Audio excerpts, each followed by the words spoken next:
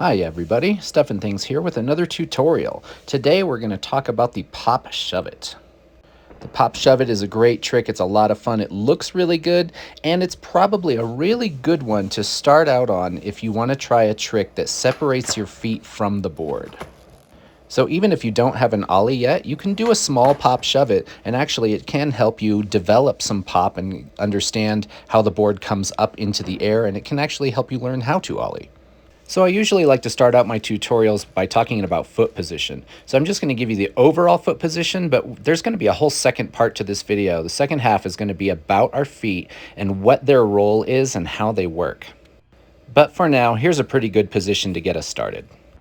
So how does the board move in a Pop Shuvit? A really good practice step is to stand behind your board, use your back foot, and pull and pop that tail at the same time. So what we're going to do is we're going to push down with our back foot on the tail, and we're also going to scoop it back in the direction of our heels. So if we think about forces, that force that we apply to the tail is going to be applied at a downward and backward angle. That angle sort of depends on how you want to do your Pop Shuvit. If you want to spin it quickly but not get a lot of pop, you'll scoop it back. If you want to get a lot of pop, then you're going to have to kick the tail down. Another good practice step is to practice jumping onto your board, since this might be the first trick you're ever going to do where your feet have separated from the board and you have to land on it again. Just jump onto your board and practice landing right on those bolts. And you can also practice getting a little more height. You can pull your knees way up if you want to really practice getting some distance between you and the board and get used to that sensation of being up above it. On the flip side, let's also practice jumping off the board. So jump towards your toes and jump off the board because you're going to jump this direction to do the actual Pop Shuvit itself. And now we're going to put it all together. So stand on the board roughly in the position that we talked about. I recommend starting stationary to get the feel of this. And you're going to push that back foot down and back, do that scoop that we talked about. You're going to jump forward a little bit in the direction of your toes because your board is going to want to go in that direction. And so you want to go to the place where the board is going to be so that you can land on it. And one more thing about that back foot, when you pop that back foot, make sure most of the pressure is coming from the ball of your foot, kind of right where your toes are and right behind your toes. Don't scoop and try to do the trick with your heel. That would be really awkward, I think. And from this angle, you can see, even from stationary, that I go from this position and I jump forward and the board ends up way over here in a totally new place from where it started. As you get more and more used to Pop Shuvits, you'll be able to bring it closer to where it started, but I think as a beginner, when I was learning this, I jumped forward a good amount just to get to where the board was going to be. And once you're comfortable with that, then take it rolling. Start slow. It really is a trick that's super similar stationary and rolling. There's really very little difference. But rolling then becomes really fun. You can do it over things or up a curb, or down a stair set or whatever it is that you're going for. So try them rolling once you're comfortable. Now let's dig into part 2 of this tutorial. Have you ever done a Pop Shuvit, but for some reason the board flips on you and you either land on the board upside down or even worse, the nightmare scenario, landing primo? Well, I wanted to figure out why my board sometimes does that and why Pop Shuvits aren't as dependable as they should be for me. And so I tried a bunch of Pop Shuvits in slow motion on the camera so I could see exactly what was going on, and I think I've found it. I noticed that when I go for a Pop Shuvit, I put a lot of pressure on the half of my board on the toe side. And what happens is as I push that side of the board down and I put energy into the back truck of the board by pushing that part of the board down. When we freeze it here, you can see that the board is tilted, but the truck is still flat on the ground. And as I pop and then I let the board release this tension in the truck, that energy has to go somewhere. And if we don't prevent it, the board tries to flip. So the question is, how do we prevent the board from flipping? Well, I think there's 3 possible answers. The first one is one that I really don't do, and that's to keep your front foot really near the board as it pops and comes around. You're going to prevent the board from flipping by keeping your foot right there over the surface of the board. The second one is similar, but it's with the back foot. When the pressure in the truck gets released during the pop, if your back foot stays on the tail just for a split second long and holds the tail sort of down in a sense, you can prevent the flip from happening. And I think this angle shows it best. My back foot does the scoop. There is some tension in the truck. You can see that tilt in the board.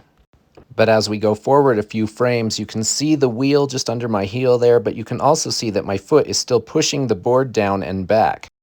And then a split second later, the wheels have finally come up off the ground, but my foot is still in contact with the tail to keep it nice and flat and level. So you can sort of think of it as kind of mashing the tail into the ground so that as the trucks release their tension, your foot is still on it just for a second so that it won't get all tilted and try to flip on you.